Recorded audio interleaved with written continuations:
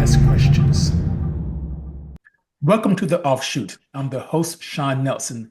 On this episode of the Offshoot, we have two special guests. We have Grant Jackson and we have Calvin Michaels, both who worked in education and who are no longer working in that profession. So today, I want to know, why do these men lead the profession of teaching?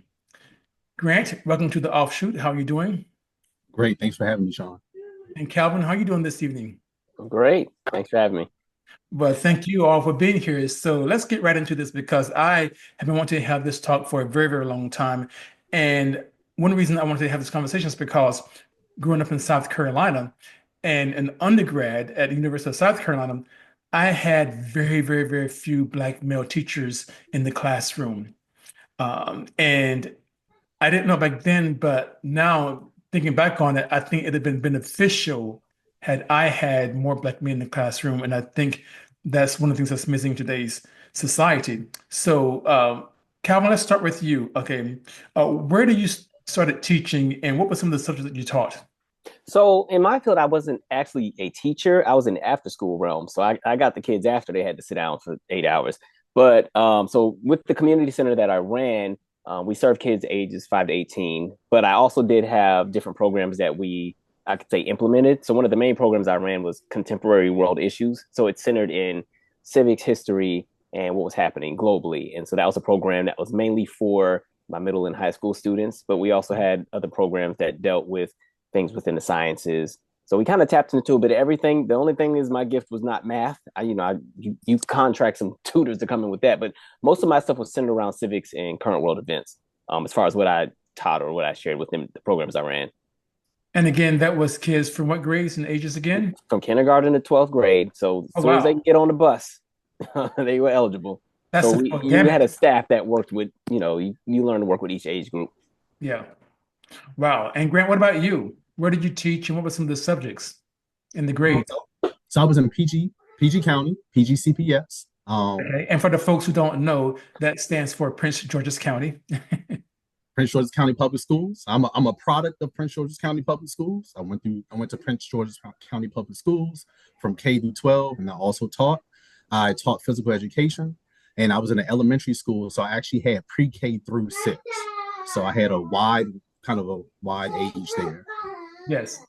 And so what was the attraction to the profession? Why did you all get into wanting to help kids with their education? Grant, you can go ahead, you can start. Oh, well, for me, I was a place that I loved athletics.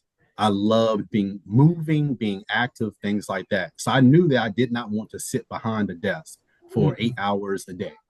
So that's where my starting point was. So Yeah. then I'm trying to think, what can I do with that starting point? Um, I didn't have any siblings. I didn't have much interaction with children at all. And yet I said, you know what? I think I could get into education. Hmm. I don't have any experience, but I had a desire to help others, and I do Yeah. love to help others. So why not start at the child age? So you're an only child, and that was part of the one of the reasons why you chose to go into that profession. Mhm. I love to help people, and I figured starting at an adolescent age was a great starting point. That's very, very interesting. And what about you, Calvin? And so, yeah. Yeah. So in my experience, um, some of my earliest jobs, because in another life I used to be a choreographer, but I often taught a bunch of different competition teams for high schools and middle schools and eventually elementary. And then when I finished at Howard, I ended up back in my hometown of Spanaway, Washington, because I was one of those college students that did not take college very seriously. It was a great time, and then you didn't have your plan together, so I went back home. Um, and so as I was trying to kind of jump back into the workforce, I graduated at the peak of the last recession we were in from that '08 to 2011 window. And Okay. so I remember while I was at Howard that I did a lot of volunteer work with different schools. Like there was sometimes like I was a member of a group called Target Hope, and we did a lot of volunteer work at Bruce Monroe Elementary in Northwest DC. And then I also used to volunteer at the Kingman Boys and Girls Club in Uptown. And Yeah. so as I was kind of looking for different things, it's like, oh, well, I see there's this community center that needs a new director. And I was like, okay, we'll try. We'll see how it is. I didn't think I'd be there for as long as I was, but I jumped into it, and then I actually really, really enjoyed it. And so it kind of became, the next decade and some change in my life. So it was Mhm. kind of like on a whim. It wasn't an intentional idea. It was kind of like, let me test out some things and see what works. Yeah. And so were there other men around, or or were there other black men around? As far as me growing up or at my Well, in center? your professions, Oh, okay. Well, yeah, in the profession, yes, which I thought was really, really cool. There was a decent amount of black men in that field, especially younger ones that were, under the age of 30 that had the energy to match, especially like what teenagers were going to be giving you at that time. And so I'll say within the company, I'm going to say at least 35% of the staff were black men, which was pretty wow. good. And then as far as like the organization as a whole, the I'm going to say the organization was about 90% black to begin with. And so, yeah, there was a really strong representation of black men from various age ranges that worked at all these different centers. And then as far as my center, I think we had maybe four on staff, not including myself. So it was a good mix. Do you think that was a product of being in the DMV? Yes, because yeah, definitely. Because comparing to like where I grew up, I didn't have any black teachers ever. I had one black math teacher in seventh grade, and then I never had another black anything until I got to Howard. So yeah, it's definitely reflective of just the area as well. Yeah. And just so I'm clear, DMV stands for the Oh, I'm Washington. sorry. Yeah. But and I did the same thing, but yeah, it's Washington D.C., Maryland, and Virginia. So what about you, Grant? Where you were there many men around, particularly black men? No, there were not many men and there were not many black men. Um, I was only at, for my full time teaching, I was only at one school. So I only had that one sample size, but it was predominantly women. Hmm. I probably had like 1 or 2 years, like 1 year where there was only one other male in the building. And Wow. everybody else, administration, teachers, paraprofessionals, dedicated aides, everybody else in the building was a woman. What was that? What did that feel like? Because you were coaching, and because you said you don't want to be behind a desk, or you didn't want to be behind a desk. I mean, I mean, was it stereotypical that the one male was the coach, or I mean, what was that like for you? Um, I felt that teachers came to me for manual labor, by not being many men in the building. As far as, I didn't really feel it a difference from the kids. I think the kids just kind of look at the teachers, like the teachers, they didn't pay attention to the demographic. Um, I can't really say that it necessarily impacted me Hmm. not having other men. Yeah. But I can see that, I can think that it would impact some of the students, because Yeah. I will say that some students, especially when it comes to discipline, they may listen or gravitate more towards a male's words Hmm. than a woman's words. That's just some. Yeah. Um, but it didn't necessarily impact me individually. Yeah. So, what do But you think that people get wrong about men, particularly black men, in teaching in that profession, in education? What do people get wrong in your perspective? I can, I won't say wrong, but I will say that a lens that people may look through that I don't think is necessarily accurate. Being a man in education, especially younger children, Hmm. some people look at you with a side eye. Hmm. What makes this man want to work with children? As if working with children was exclusive to one gender. Yeah. But I have came across that where parents will, they'll look at you a certain way, or I've definitely gotten that type of feeling from some parents. Yeah. Calvin, have you gotten something similar? I think it shifts a bit when you get to the after school realm, just a tiny bit, because then you kind of get the experience where the parents are relieved that there's a male figure in the room Yeah. sometimes, right? Especially like within the neighborhood that we worked in. It wasn't a super, super tough neighborhood, but there were things that would often happen. So they often felt a bit more reassured that, okay, there's men in the neighborhood, because a lot of these were in this specific neighborhood, a lot of single parent households. And so Yeah. but to that same point, a lot of the stuff that we did was through grants. And so we had lots and lots of partnerships. So when it came to like our food vendors and different things, most of the time, all of those nonprofits were all headed by just specifically white women. And so then I could feel the shift, right? If we're doing some kind of training or some kind of meeting, sometimes I don't have the best poker face. So all of a sudden, depending on if I'm not careful enough, now I look like the super aggressive, hyper active Black man that's only there to coach basketball. So why am I in here kind of energy? And I don't even play basketball. But yeah, so I think with the parents, in my situation, once that wall of trust was built, because I also had the same cohort of kids for the whole 11 years, about 80 kids, it was a little bit different. But I've heard exactly what he's been talking about as far as how sometimes the parents would move with their perception of who's working with their kids. Yeah.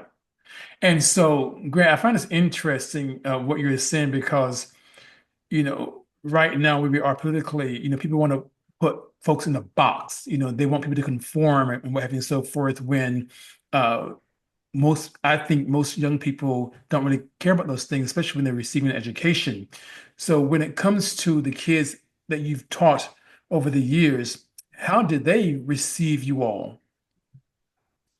Well, it took me some time to understand and grasp the reins. A little bit of back history because we were talking about when you asked Calvin, about being in the DMV. When I did my student teaching, I did it in the mountains of West Virginia and the mountains of Western Maryland, completely different population. And I also would like to add that I did notice there were more, of course, they were Caucasian, but there were more male educators in that part of the area. And I'm assuming Then those educators were not Black men. correct. Yes, they were all Caucasian. Um, as far as the kids, I really believe that they received me. In my first year, it took some time to understand how to reach them. Hmm. I was new, they didn't know me. They're gonna try the things that they could try. But I noticed that after that first year of learning how to talk to them, learning how what I say, how they will probably Hmm. digest that information.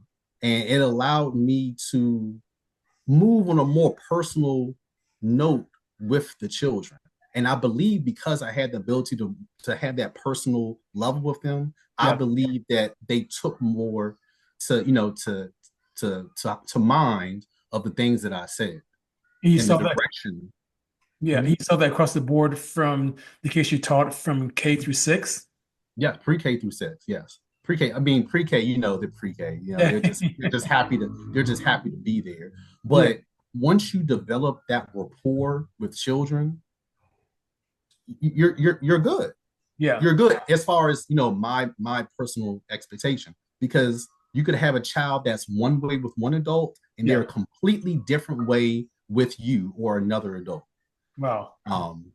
So it was the rapport. It was the Yeah. rapport, but I do believe that they adhered. And Calvin, I'm assuming that for you, you were received by the kids a little bit differently because you had them after school and you were probably doing what more fun activities with them. Yeah and no, because so the center that I ran initially became chartered by our company in '07, and I came in 2011. But between um, 2007 and 2011, they had 6 different directors, and so with the teenagers, they were not receptive to any new faces because they were getting tired of you connect and you build a relationship with a staff, and then they go, and then they go, and they go, and this person goes, and so when I got there, I got the resentment right off the bat.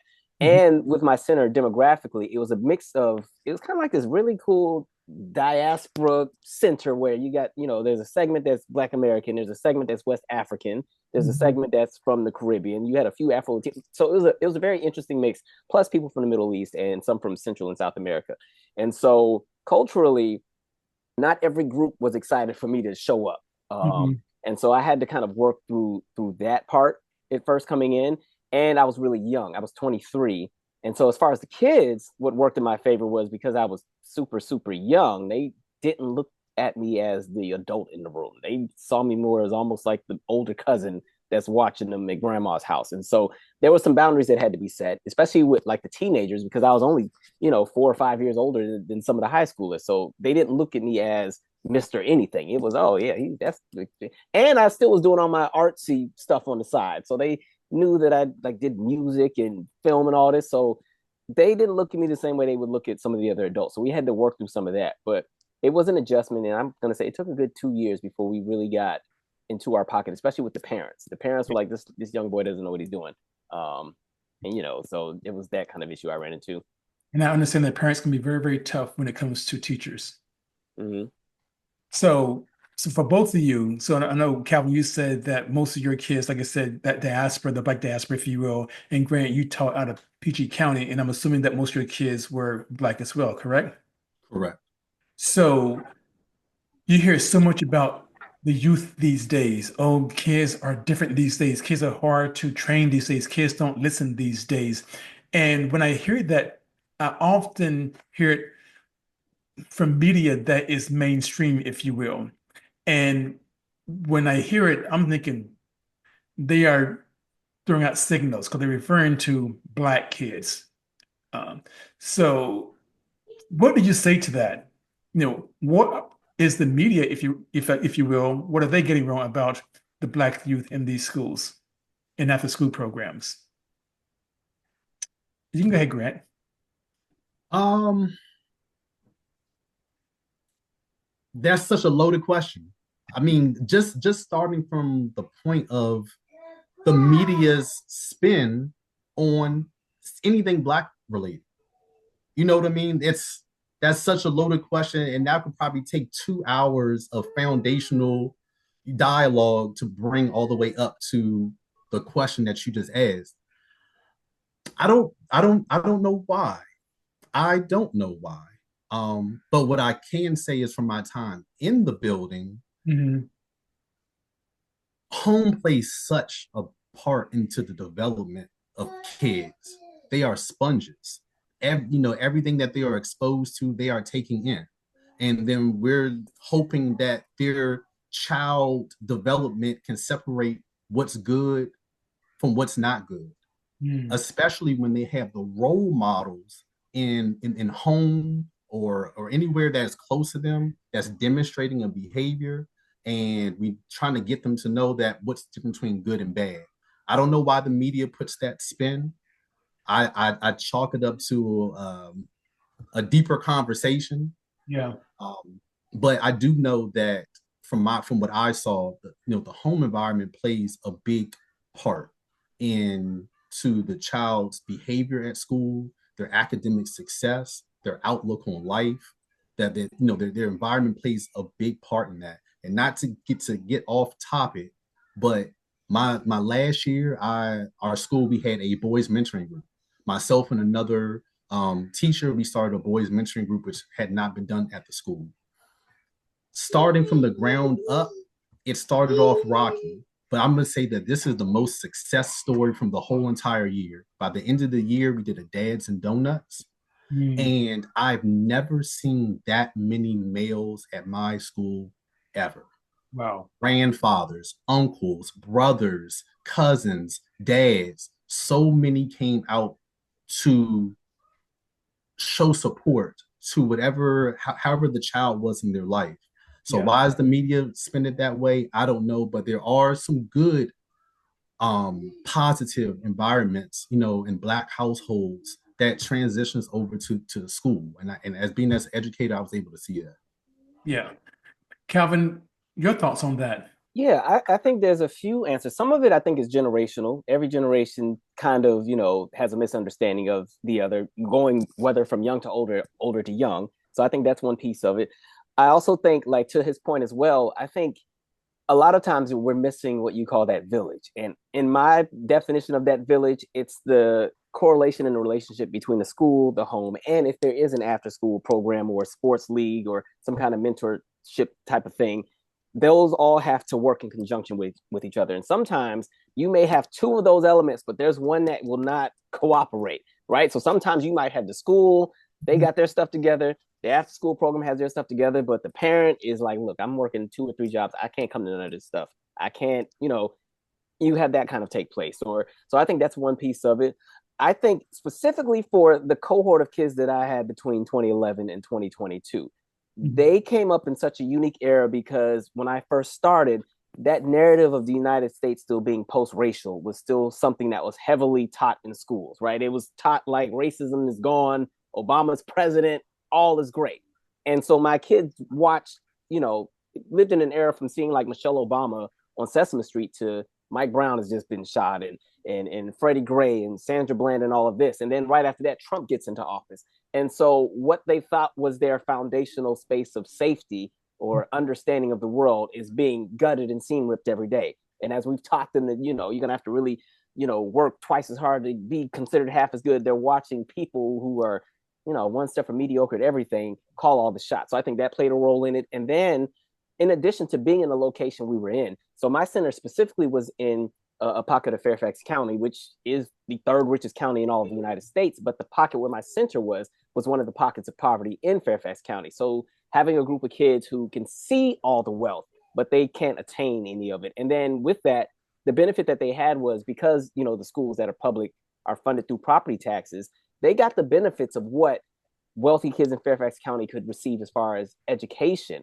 But when it came to other things, there was no access. They couldn't just, they didn't have the same kind of access to just like, everybody gets a car when they're 16. That's not their experience. So when you're going to a high school where you have students whose parents are making, $300,000 and $400,000 collectively, and they're sharing a space and with other students that have that, but they're living in a neighborhood where the median income is $13,000. There's that culture class. And so I think as far as like the youth, a lot of it to me has been just a misunderstanding. I always say, I don't really think kids are bad. They just need something to do. And we have a lot of kids that need something to do. And if we want to talk specifically like a place like DC, in my opinion, DC is a very adult city. It's not really a place for kids. There's not really any third spaces or places for kids to do a lot of things. But aren't there many resources for kids? So aren't there like I don't think there's enough of what needs to be. So even like even like a Boys and Girls Club, right? There's only 4 locations in all of DC. But then if you're talking like that Northern Virginia area, there's 8. And so when we're just talking about like, and then even with that generationally, even a program like that is a challenge for teenagers. If you're a kid that's grown up in a place like DC and you've had access to the metro and you can go anywhere you want to, it's not really appealing to go and sit inside of a community center and be told what you're probably not going to be allowed to do. And, so there's so many disconnects that I think are there where a lot of the people who have, I guess, the presumptions about a lot of these kids don't really know these kids at all. And we're looking through a lens of how we grew up. So even like millennials and Gen Z have similarities, but there's some really big differences. And when we talk Gen Alpha, which is the new group of kids, there's even a bigger, shift in understanding. So I think that there's layers to it, but I think the biggest contributing factor is if that village is not there and everything is not working in sync, then you start to run into problems. So you guys have given me some real great information, and you've all have said some really positive things. So with that being said, why leave the profession? Why get out? Anyone can go first. I was letting him take that. Go ahead. Okay. So when I left, I'm not sure, how familiar you are with the news, maybe around about 6-7 years ago. In PG County, there was a big influx of teachers being put into teacher jail.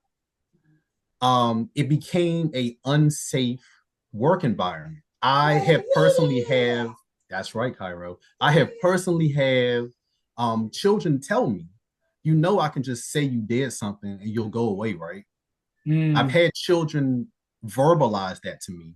I've been at a point where I've seen a quarter of our full-time teachers in teacher jail and substitutes in the county. I mean, all throughout the school. And it felt unsafe. It felt like you weren't supported. Yeah. You were guilty until proven innocent. That a child, a parent, they can say whatever they want, and the first thing you do, you're out the building until that they can investigate. So I felt unsafe in education. I taught at a Title I school, so a big portion of our students' households, were below a certain level. And there was a lot of behavior problems. There was a lot of behavior problems, and I really saw hands on how much the households really impact children. A lot of these children don't have proper guidance from and home. from home, and then they get to school, and now school is trying to instill them that proper guidance, but that's opposite of what they're receiving at home. So you got mom and dad or whoever it is at home instilling these sometimes negative traits, and then they get to school, and then the teachers have to break the students of those negative characteristics or traits. So you find yourself a lot of the times you're behavior managing as opposed to actually teaching. So it sounds like, sorry to interrupt, it sounds like that some of these kids come to school with a cognitive disconnection, if you will. Definitely. And where for a teacher that can develop these personal relationships with the kids, that's how you break that disconnection by developing those personal levels. But as I said, you spend so much time doing behavior management and not actually instructing the kids. Mhm. Um, it's a coin flip. There's also the aspect as far as administration, how much support that you are receiving from your administrators. I've had times where you're not allowed to send a child to the office. You figure it out yourself. You get through it yourself. However you need to get through it, you get through it yourself. You're not allowed to send them to the office, which puts teachers kind of handcuffed, that you're not receiving that support from your administrators. So I believe that all of those things led to my eventual departure from education. So where do you think those policies came from? Were these policies coming out of the school district? Were they coming down from the county government, or were they coming down from the state government, or maybe even federal? I believe some of these things were a school by school basis, Okay. because I knew of other teachers that wasn't the case at the school that they were. Now I don't know if it was, again, our population. We had an exorbitant amount of kids that would be sent to the principal's office or would be sent to the front office if you had the ability to. And I think that was the problem, that more students were being sent to the office because teachers couldn't handle those students within their classroom. And then without being able to send them to the office, it just caused chaos within the classroom. None of that sounds really good. I can see how that could lead someone to want to leave their profession, if you will. Teacher jail, I have never heard of that phrase before. Yes, that is, as soon as a child or a parent makes an allegation towards a teacher, the teacher is immediately put on paid leave, and they have to go to like a building, usually at the Board of Education, and you just sit there all day until someone can investigate the allegations. But the problem was PG County was so backlogged with allegations, so many cases that they had to investigate. Teachers would be out of the classroom for months at a time. Was this some kind of way for the student or the parent of the student or the parents of the student to get some kind of compensation from the county or from the government?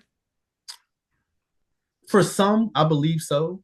I think it was kind of a hot topic of sexual assault. That was really the catalyst that was driving everything. It might be a story might have came out from a school where a teacher might have done something. So now parents are on alert. Now I need to watch the teachers of my child. So I think that was part of it. Some of it, yes, could be get financial gain in Mm, a lawsuit against the wow. county. And what about you, Calvin? Why did you leave? Why did you leave the after school program to helping kids? Well, speaking of money, no, no, I was kidding. Well, it was a few things for me. Like I said, I always had a passion for all the things in fine arts as well. And I knew that there were additional things I wanted to do in life. And I always felt that, at least for my kids, the best thing I could do is be successful for them. And what I mean by that is they see, oh, dang, well, Mr. Michael's doing this or doing that. And I remember he used to be in here fussing at us. Okay, he made it happen. So that was always something that was always floating in the back of my mind. So that was one piece. But as far as the cohort of kids that I had worked with, by the time we got to about 21 or 2021, 2022, My center was majority teenager because the kids had grown up with me and never left. And then at the same time, the neighborhood where my center was located had a waiting list for housing. And so we weren't getting new kids. And so the kids literally all grew up with me until about 2020. And then they opened the waiting list and new kids came in. And so by the time we got to around the time I decided to transition out, I guess you could say raised 11 different academic years of kids, and they were almost all out the door. So now there was an entire new wave of kids coming in. And I was like, man, I don't know if I have the same kind of energy to give this new group that's coming in exactly what I just gave in the last 11 years. So there was that. And then again, so within my company, we had 46 sites at the time, or 4,600 sites across the country and overseas. And so when I got this role, I just got dropped off. There was no onboarding because they were desperate to just have somebody there because the school year was about to start. Even when I got the job, I had requested, like, can I get about 3.5 weeks because I'm moving from the West Coast back to the East Coast. They gave me a week and a half. They needed me there now, right? And so the center when I got there was all over the place. It was like, well, what is this? If I think I was ready to quit on the second day, like this is not for me, but I somehow rolled it out, stuck it out. Built a really great team of people that I worked with, and we were fortunate enough where we had the same team for the entire 11 years, minus a few people who came into new opportunities and left. But that foundational core of staff members, we all kind of grew up together because we were the same age. Long story short, and I say all that to say, we had kind of like an assessment within the organization where every center took this assessment, and by the time I got to 2016, my center was ranked number 4 in the country within the company out of those 4,600 sites. And then by 2018, we were ranked number 1. And then we repeated that in 2019. COVID came, so 2020 there wasn't that assessment. And then as I was transitioning out, we were still number 1. So for me, I was like, I plateaued. I think I've done everything I can do here.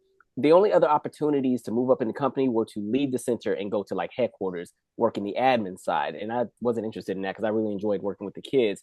And then I think there were opportunities that I kept passing up on because I kept putting like the kids first. And then I was like, okay, you're not getting any younger. You're going to end up, some of these doors are not going to always be there because some of the stuff that you want to do requires you to kind of be in a certain spectrum of an age range, and you are getting older. And so, these kids are going and going off to school and everything like that. This would be a great time to kind of pass the baton to somebody else who can match that same energy while you focus on your things. And then the other piece, again, I'm going to be very, very transparent, was the pay.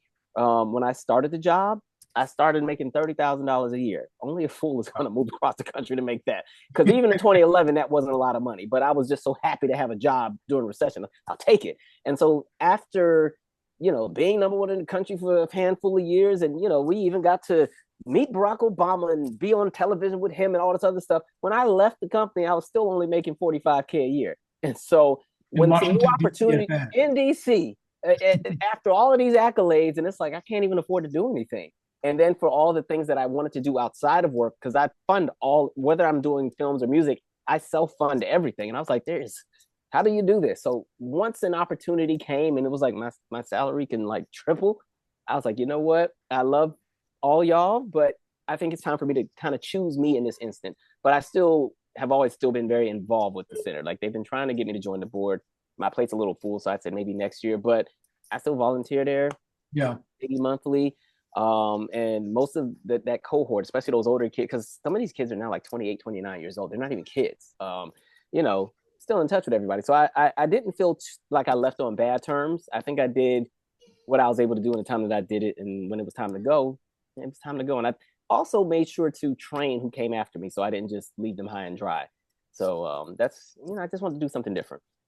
So have you seen, I guess in recent years, other Black men lead the profession? Yes. Now in this field, especially in the after school realm, I'll say the difference between like after school and teaching is that with teaching, I think there's a bit more support because most of the time, the funding is a little bit more solidified. Now we know every year the school budgets, they be cutting from the schools, but when it's a nonprofit, whoever's in office, it determines what we have.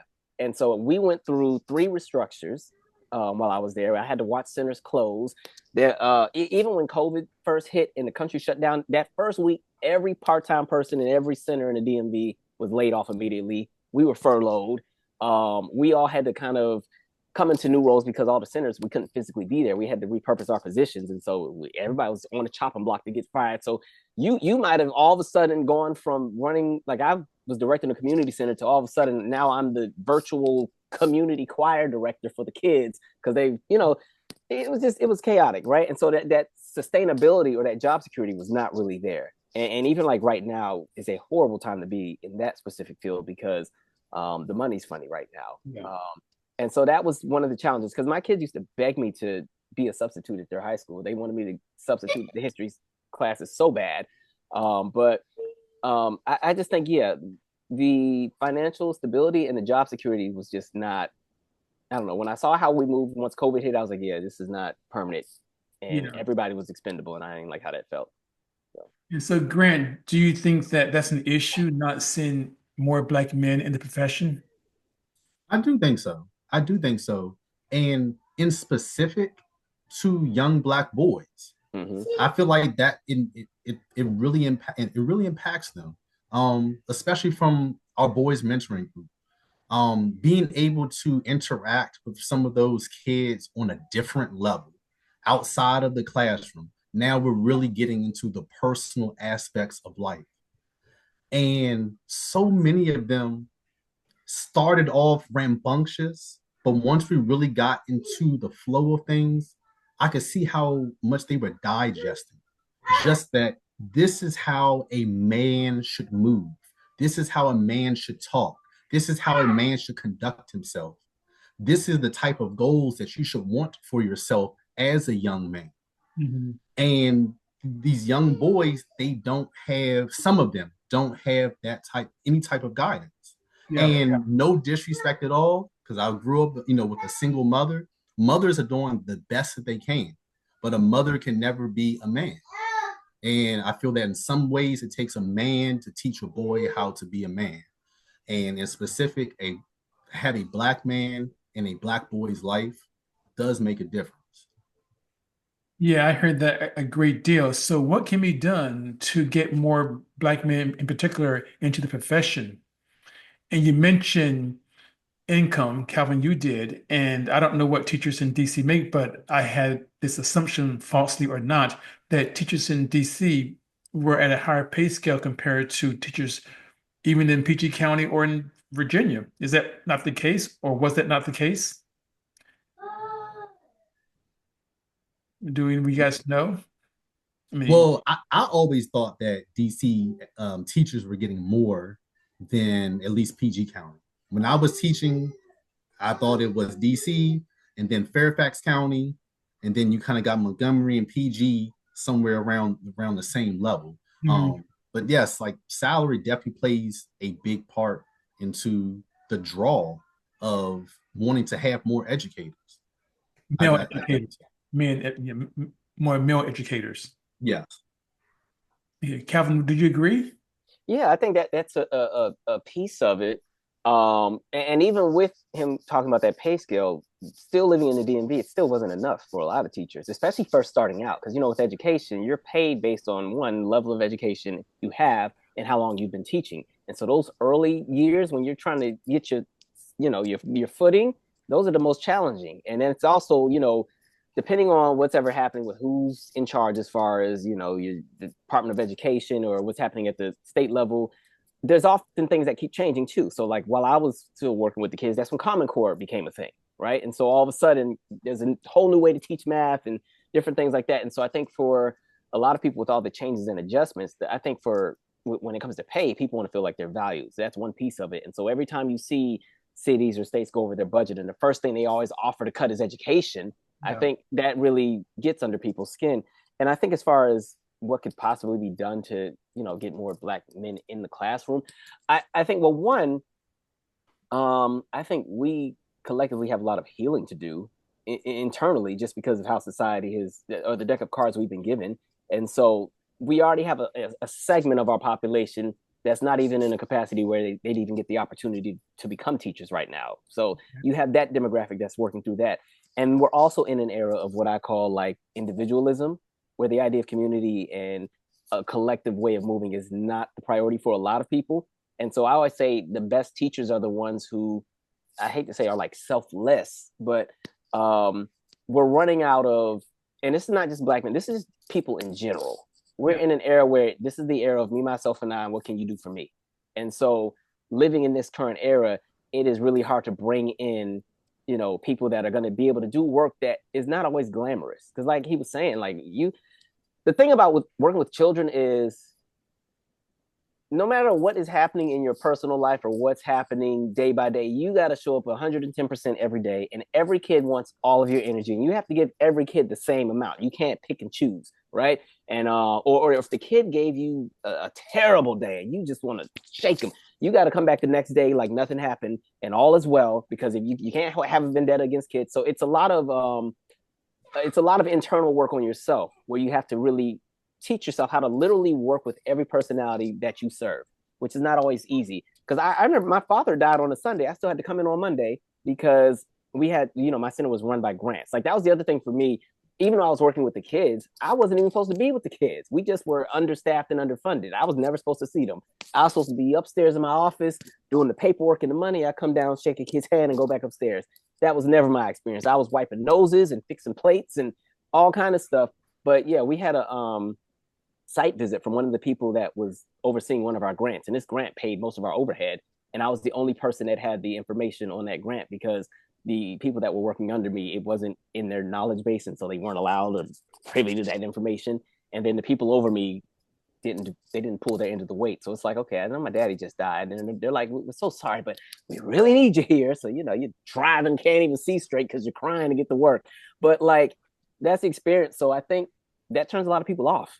Yeah. Like, especially if you can go somewhere and at 5 o'clock, you have your life back. Teachers don't just, 2, 3 o'clock, their day doesn't end. They're taking stuff home. There might be that kid whose parent did not pick them up on time, or, I've had a few moments where somebody got kicked out of the house. It's my Friday night, I'm ready to go run the streets, but they just came in just as we're about to close and they don't have anywhere to go. And you're trying to figure out, okay, now we got to take you back to your mama's house and try to talk your mom off the ledge. And where's grandma? Well, they cuss grandma out. Okay, great. Okay, that means I really don't have any leverage here. But that's the experience. So I think as far as getting more people to want to teach,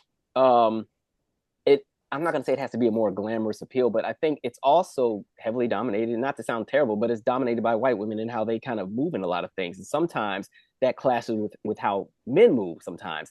I've seen like some of the studies that just kind of show how when it comes to like Black youth in the classroom, and how when we're talking like little Black girls, they're kind of seen as adults by the age of 9. And this is often coming from white women teachers who just culturally don't understand. It comes from the aspect of a lot of our young girls develop earlier. They have a different kind of personality. So a lot of times they don't see them as little girls, they see them as adults. And so these girls are getting suspended at higher rates and everything else because they see these kids as aggressors. Same things happens with the boys. And then I've just noticed for a lot of Black men that are teachers, because within my field, we always did a lot of partnering with the schools. A lot of the men just didn't feel supported, or they couldn't really say a whole lot. And I think for men, you also have to be very, very careful, like how he was saying, because it's so easy for different accusations to be thrown out with anything. It's a perfect example is if, like, I don't know, somebody walks in the hallway and has an outfit that's too revealing. I don't know if it's the same for the schools, but I know we were always taught, just don't even say anything. Just don't even say anything, because they're going to say you're looking at this student inappropriately, this, that, and the third. Just don't even say it. It got to the point where the high school that fed into my center, they didn't even do like school checks anymore. They let the kids wear whatever they wanted. So by the time I finally had transitioned out, I mean, you had kids wearing, I'm like, are y'all going to the VMAs or going to class? Like, what's going on here? So I think in this current era, the biggest thing with one is, again, compensation, but people want to feel valued and feel like there's somewhere for them to elevate to. But I think there's still the reward of seeing the outcome of your work. And I think that's why a lot of people stay in the profession. It's nothing like going to a restaurant and you see one of your old kids or students from 10 years ago, and you might not even remember their name because you've had so many, but they remember everything about you. And, that part. So I think getting people back to a more like collective community oriented mindset will help.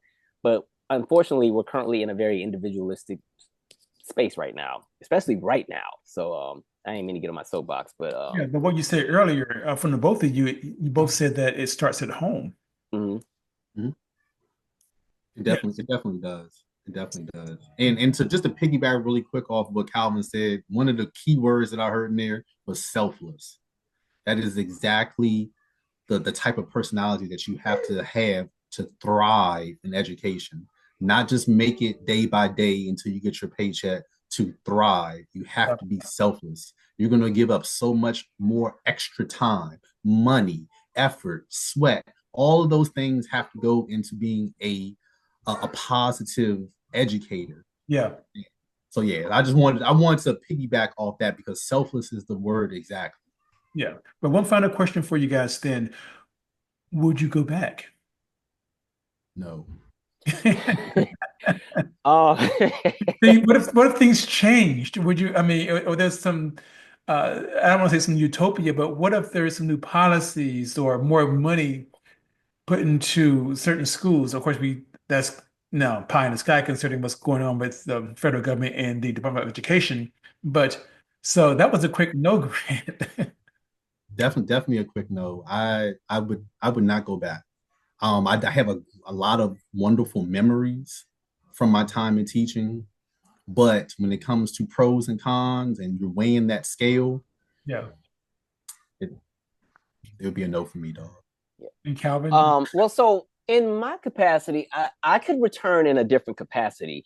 And I say that because, like I said, I had to wear a million hats, right? Even though we were after school, it's not like we got summer vacations or anything. If it's summer, now we're running summer camp, right? If it was winter break, we got to run winter break camp. There was no spring break for us, spring break camp. So it was like we worked year round. And so honestly, I, as an adult, did not get to enjoy a summer where it's like I get to go here and just live a little bit until I was 33 after college, right? Every summer was not fun. But anyway, I think I would be happy to return in a capacity where it's more of like an administrative role where I train people on how to work with kids. But as far as like having to do all the stuff I had to do, I've gotten spoiled in my current field of work. So it's kind of like you didn't realize how hard you were working until you left the field. And what's crazy is even the hardest of days and what I do now is a walk in the park compared to a somewhat decent day with the kids. And I love working with the kids. But I've also still wanted to go into actual higher education. One of my career goals, as far as maybe the last career I want to have, is teaching history on a college level. So I want to do that because I've always enjoyed teaching history and that aspect. But as far as the old job, even if they were paying me what I was making now, I would not. And it's just because it's a field of work where it's under-resourced and people burn out. I was one of the ones that stayed the longest. Most people in my role made it. If they stayed, it was never more than 2 years. And most people, they tapped out. It just, it was a lot. And I think, again, dealing with a lot of personalities can weigh on you sometimes as well, because you're taking on all of their problems too, right? So if there's, a kid whose parent dies, or there's the divorce and the parents are fighting over who picks up the child, and the communication has not come to you clearly yet, and you just sent the three little ones with dad, but nobody told you that there was a court order that dad couldn't take the kid. Like, all of that every day gets draining. And so once you've had a bit of peace, it's like, let me think about it. Which is why I said I would consider joining the board as they've been asking. That's fine. But I think I served my time in that field of work, and I've just kind of repurposed how I can still impact without being in that specific role. Well, gentlemen, thank you for educating me. And for you all who are watching this program or listening to this program, please subscribe, like, and follow this channel. You can catch us on YouTube, Spotify, Amazon, iHeartRadio, or wherever you get your podcasts. Grant, Calvin, thank you again for joining me on this episode of The Offshoot. Thank you. Thanks. I don't profess to have the answers.